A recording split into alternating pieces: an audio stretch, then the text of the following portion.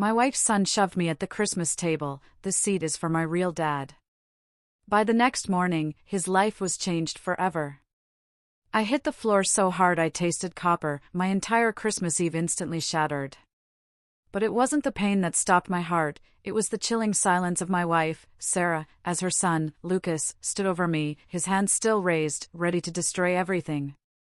23 people watched, or rather, pretended not to, as mashed potatoes smeared my sleeve and cranberry sauce dripped down my shirt. The air in the dining room hung thick with unspoken tension, a cold realization settling in my chest. I was invisible. My stepson Lucas stood over me, his face a twisted mask of rage and triumph. "This seat belongs to my dad." "Get out," he declared, loud enough for everyone to hear. The dining room went absolutely silent, the only sound the soft clink of my wife, Sarah, setting down her wine glass. I lay there, crumpled on the floor, waiting. Waiting for her to call my name, to tell him to stop, to do anything that would prove I wasn't just a ghost in my own home. But she didn't. Instead, she calmly reached for a napkin, starting to wipe gravy off the hardwood floor. As if that was the urgent problem, not me, still on my knees, humiliated, cranberry sauce slowly soaking into my shirt. It was then, in that gut-wrenching moment, that I finally understood, this wasn't a fight I could win because I was the only one in the room who even thought we were fighting. I pushed myself up, slowly, without a single word. I walked past the Christmas tree I'd spent 4 hours decorating that morning, grabbed my jacket from the hook by the door, and just left. As I stepped out, Lucas's biological father, Roger, was laughing about something in the kitchen, completely oblivious. Or maybe he wasn't. Nobody followed me. Not a single person called. I sat in my truck in the driveway for 10 long minutes, watching the house windows glow warm and gold, seeing shadows move behind the curtains. It was like I'd never been there at all. Then I drove to a motel off Interstate 10. I couldn't think of anywhere else to go. Let me back up, because this didn't start on Christmas Eve. This whole mess began the day I married Sarah, 16 years ago, inheriting a teenage kid who clearly never wanted a stepfather. My name is David Miller, 56 years old. Spent 32 years as a union machinist before my back finally gave out. I was raised to believe your word is your bond, and your home, your sanctuary. My father sat at the head of our table every Sunday for 40 years, a quiet, solid presence, until the cancer took him. When he died, I inherited that chair, a heavy oak piece he built himself back in 1967. I brought it to the house Sarah and I bought together in 2009. It wasn't about power, not for me. It was about continuity. It was about being the man who kept the roof solid, the bills paid, the fridge stocked. And for 16 years, I did exactly that. While Lucas grew from a sullen 17-year-old into a 32-year-old man who still treated me like a temporary inconvenience.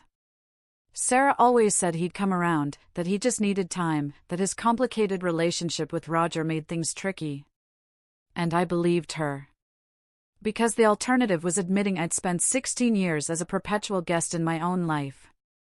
The disrespect wasn't new, it usually just stayed small enough to ignore. Lucas would show up unannounced with Roger and Leo, and they'd drink beer in my garage, then go quiet the moment I walked in, like I'd interrupted some sacred, private meeting. 2 weeks before Christmas, Lucas casually asked if Roger could come to dinner. Sarah said yes, without even asking me. When I pointed out that Christmas Eve was supposed to be for immediate family, she gave me that look. The one that instantly made me the problem. He's Lucas's father, David. Don't start. As if I was the one creating tension. As if I hadn't spent 16 years swallowing every insult, every dismissal, every little cut because I truly believe that's what you do when you love someone. Christmas Eve started normally enough. I spent the morning cooking ham and roasted vegetables and 3 kinds of potatoes, because Sarah's sisters always complained if there wasn't variety. Around noon, Lucas texted, saying he'd be late because he was picking up Roger. Sarah read the message and actually smiled. Smiled, like this was good news. I felt something cold, heavy, settle deep in my chest. People started arriving around 4. Sarah's sisters and their husbands, a handful of cousins I barely knew. Everyone complimented the food, making small talk that felt like static in the air. I sat in my chair at the head of the table, the one my father built, and tried to feel like this was still my home. Lucas and Roger showed up around 5:30, both loud and laughing. Lucas made a beeline for the table and stopped dead when he saw me sitting there. "You're in the wrong spot, David," he said, casual, like a joke. But his eyes weren't joking. Not at all. I stayed put.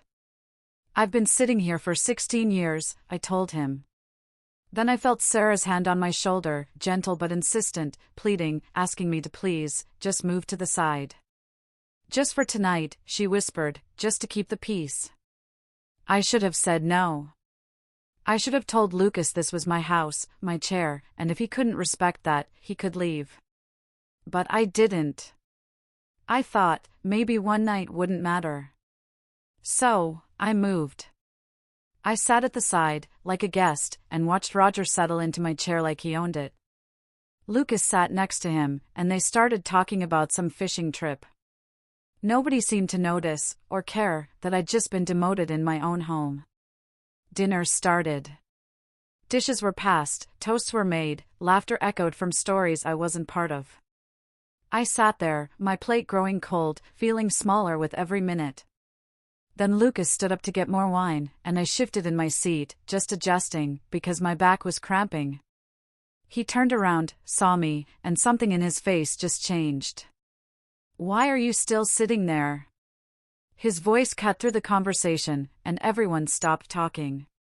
I didn't understand the question. I was sitting exactly where Sarah had asked me to sit. But before I could answer, he grabbed my chair and yanked it backward. I lost my balance. Went down hard, my shoulder hitting first, then my head bouncing off the floor. The pain was immediate, sharp, and utterly humiliating. I lay there, looking up at the ceiling, at the light fixture I'd installed 3 years ago. I heard someone gasp. Someone else whispered Lucas's name in a tone that might have been shock, or maybe a warning. Lucas stood over me, delivering his little speech about the chair belonging to his dad. And I waited. Waited for Sarah to defend me, to tell him he'd gone too far, to help me up. But she just grabbed that napkin and started cleaning the floor. And then, in this tight, embarrassed voice, she asked me to please just go calm down in the other room. Not, "Are you okay?" Not, "Lucas, apologize." Just go away, because I was ruining her evening. I got up slowly, my shoulder screaming, my pride absolutely shattered. I walked out through a room full of people who suddenly found their plates incredibly interesting. Roger called after me, something about not being able to take a joke. Lucas laughed. I just kept walking. I grabbed my jacket and left. My phone stayed silent the entire drive to the motel. Not a single call. Not a single text.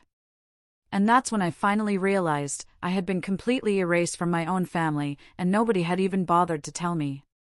The motel room smelled like bleach and cigarettes someone had tried to hide with air freshener. I sat on the edge of the bed, still wearing my gravy-stained shirt, just trying to process how I'd let it get this far.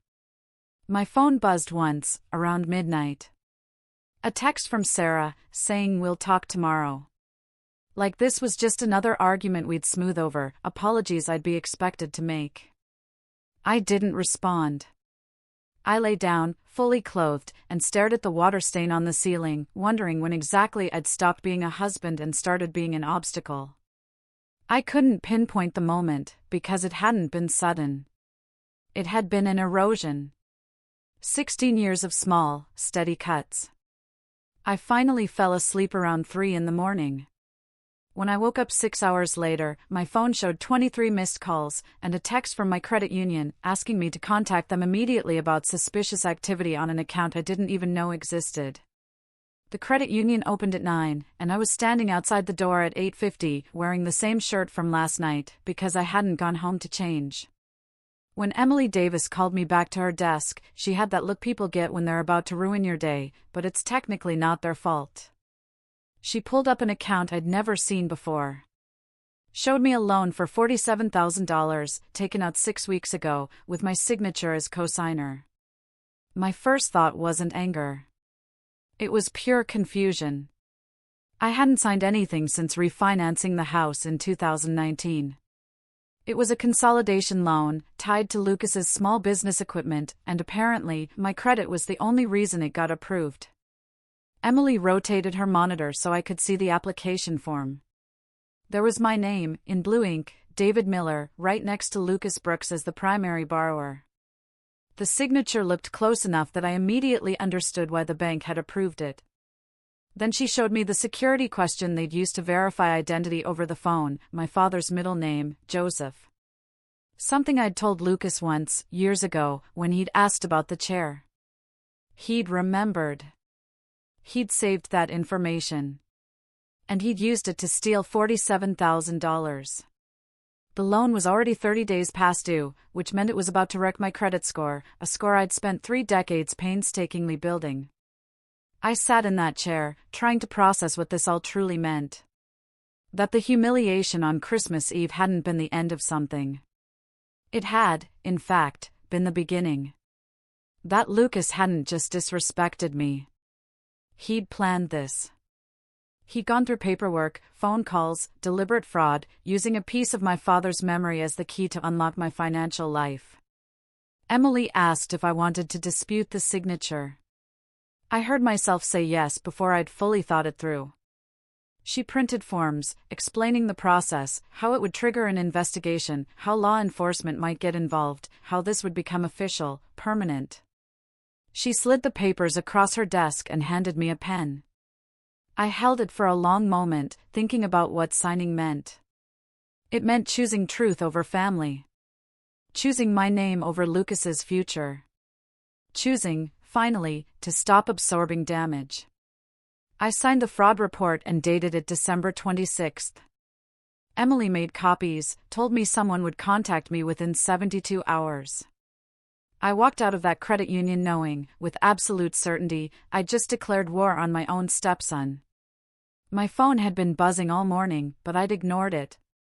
When I finally checked, there were texts from Sarah, asking where I was, asking why I was being dramatic, asking if I was really going to ruin Christmas over a chair. Not one word about the shove. Not one acknowledgement that maybe Lucas had crossed the line. There were 3 texts from Lucas, too. All with that false, casual tone people use when they know they've screwed up but won't admit it. The second one said, "You've always been cool about stuff before. Don't change now."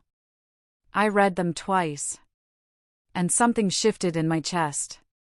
This cold, hard clarity, 16 years of being cool about stuff had taught Lucas that I would always be cool about stuff. That there was no consequence too big for me to absorb. I drove to the Legion Post where my friend, Frank Riley, runs the morning coffee crew. Frank took one look at me and poured 2 cups. We sat in the corner booth while I told him everything. When I finished, he was quiet for a long time. Then he just said, "This isn't a family drama, David. This is a scheme." He pulled out his phone and showed me how to back up messages to the cloud, how to create a paper trail that couldn't be erased. I spent the rest of the day documenting everything.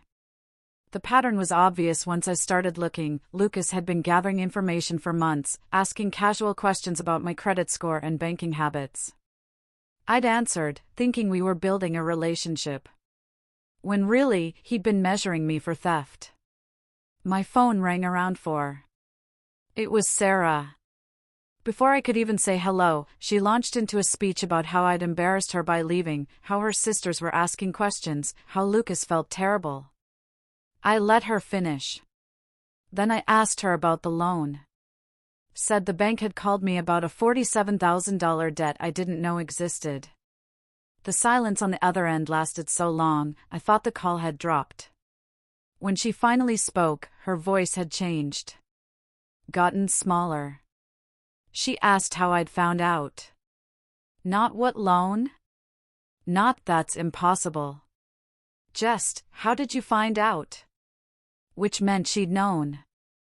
She tried to explain it then, in that rush of words people use when they're caught. Said Lucas had been desperate. Said he'd needed the money to save his business. Said she'd told him it was wrong, but he'd insisted I'd never notice, because the payments were set up automatically from an account she'd opened in my name. The account was new, paperless. Sarah had been intercepting the mail. When I asked how she'd gotten my signature, she admitted she'd practiced copying it.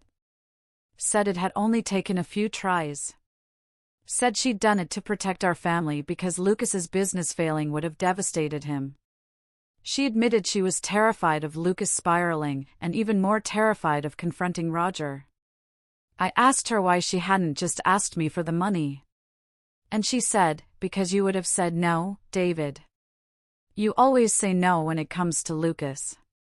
And I realized she'd known I'd say no. And had decided my opinion didn't matter enough to even ask. She told me not to do anything rash. Said if I just came home, we'd work it out. I told her I'd already filed a fraud report and the bank was investigating. She sucked in a breath. Asked if I understood what that meant. If I knew I was destroying Lucas's life. I told her he destroyed mine first. And hung up. Detective Hayes called 2 days later. He asked me to come to the station with any documentation I had. I showed up with a folder full of bank statements and screenshots. Hayes looked through everything methodically, comparing signatures, checking dates. After 20 minutes, he leaned back and said the signature was obviously forged, that this would move forward to the district attorney. He asked if I wanted to press charges. I said yes, without hesitation. People think fraud is a white-collar thing, he told me. But what your stepson did was steal your identity and your father's memory to finance whatever he couldn't afford. And that's not a family issue. That's a crime. He gave me a case number and told me to prepare for pushback. I walked out feeling lighter and heavier at the same time. That night, I sat in the motel room, listening to my voicemail fill up with messages from Sarah's family, all telling me I was tearing the family apart. Lucas left one message, his voice tight with rage, saying I'd always paid for things before, that was the deal. I paid, and he tolerated me. And now I was breaking the deal over money like some kind of cheapskate. He called me weak. Called me petty. Said his real father would never do this to him. I saved that voicemail. Then there was one from Roger, his voice calm in a way that felt like a threat, saying I should think very carefully about what I was doing, that families protect each other. I deleted nothing and backed everything up twice. Then my phone buzzed with a text from Sarah's sister, Michelle, someone I barely spoke to. The message just said, "You need to hear this," with an audio file attached. I almost didn't listen. But something made me click play. The audio was scratchy, like it had been recorded from another room. I heard Lucas's voice first, saying, "He'll pay for it. He always does." And then Sarah's, "But what if he checks the account?" And Lucas laughing, "He won't, Mom. The guy's too weak to even look at his own mail. We could run this 3 more times before he noticed." There was more. More about me being convenient, about me being easy to manipulate, about how they planned a Christmas confrontation to shake me up before the first loan payment came due, so I'd be too emotional to think straight if I found out. I listened to the whole thing twice before the truth finally sank in. My wife and stepson had been running a deliberate con on me for months. Michelle called me 3 hours later, crying. She explained she'd been visiting Sarah 3 weeks before Christmas, had walked in on them talking in the kitchen. Something about their tone made her leave her phone recording on the counter when she pretended to step outside. She'd been too afraid to send it until now. I told her the recording was enough. That she'd given me proof I wasn't crazy. I forwarded the file to Detective Hayes within 10 minutes. Hayes called back within the hour, saying this changed everything.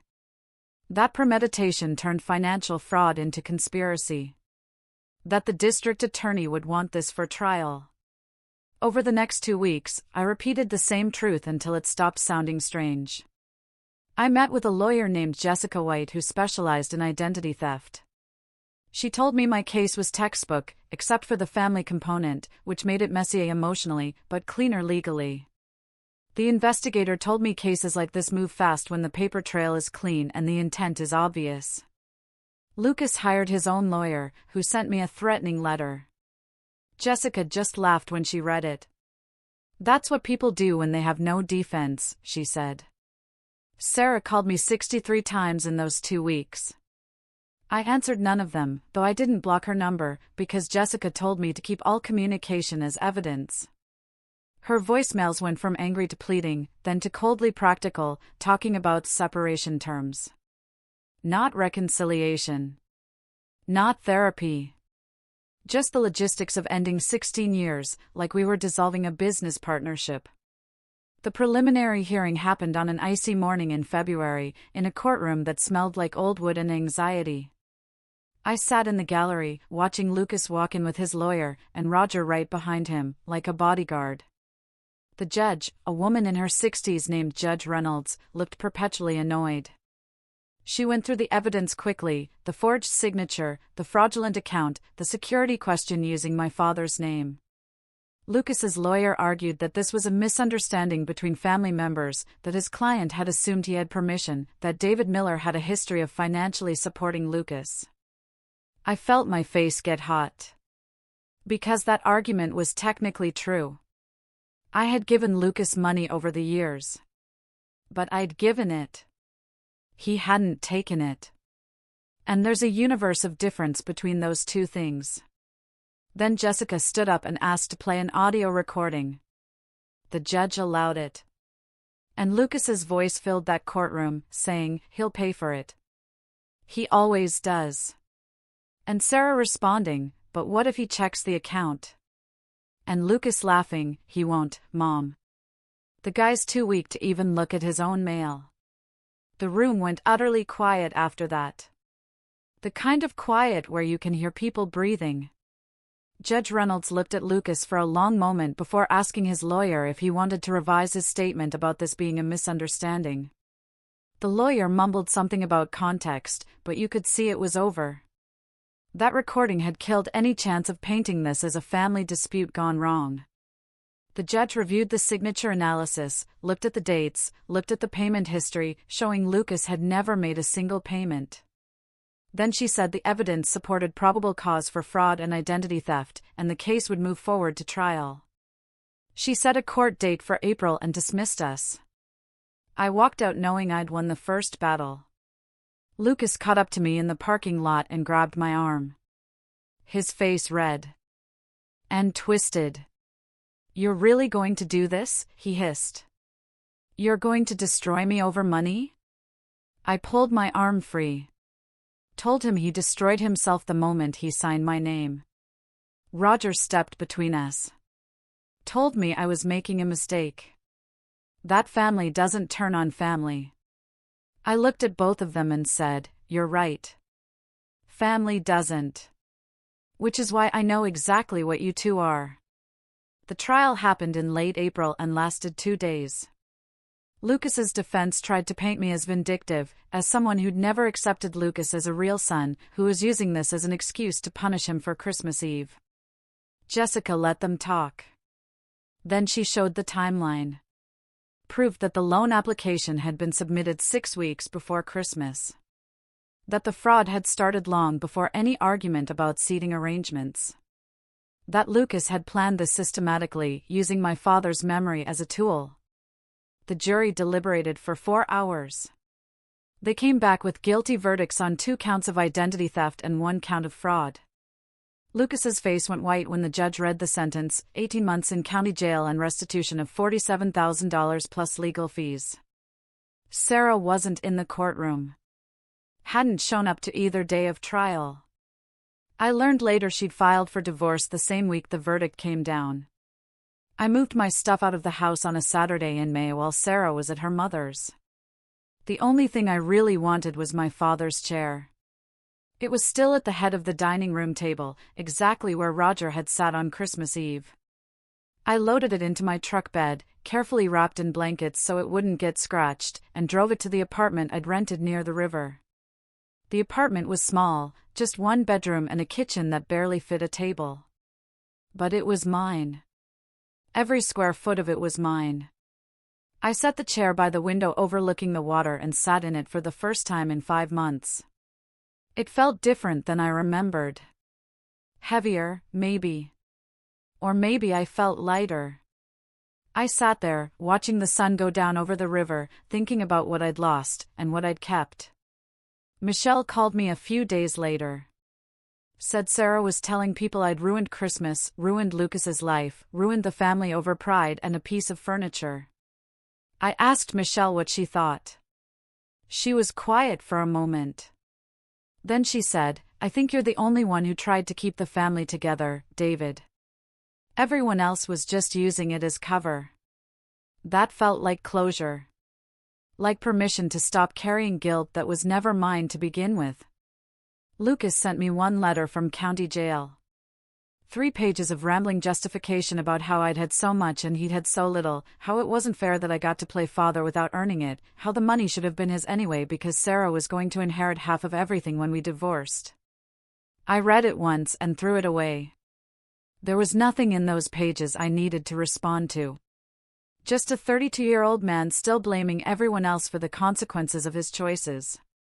I still sit in my father's chair most evenings. Still feel the weight of what it represents. But now it's different. Because I'm not performing authority or claiming space I have to defend. I'm just sitting in a chair my father built, in a home that's actually mine. People ask if I regret it. If destroying my marriage and my stepson's future was worth $47,000. And I tell them it was never about the money. It was about the moment I realized I'd spent 16 years being convenient, being the person who absorbed damage so everyone else could stay comfortable. And one day, I decided I'd rather be alone than be a doormat. Rather be honest than be welcome. I didn't lose a family. I stopped pretending I had one. And that's not the same thing at all. What would you have done if you were in my shoes?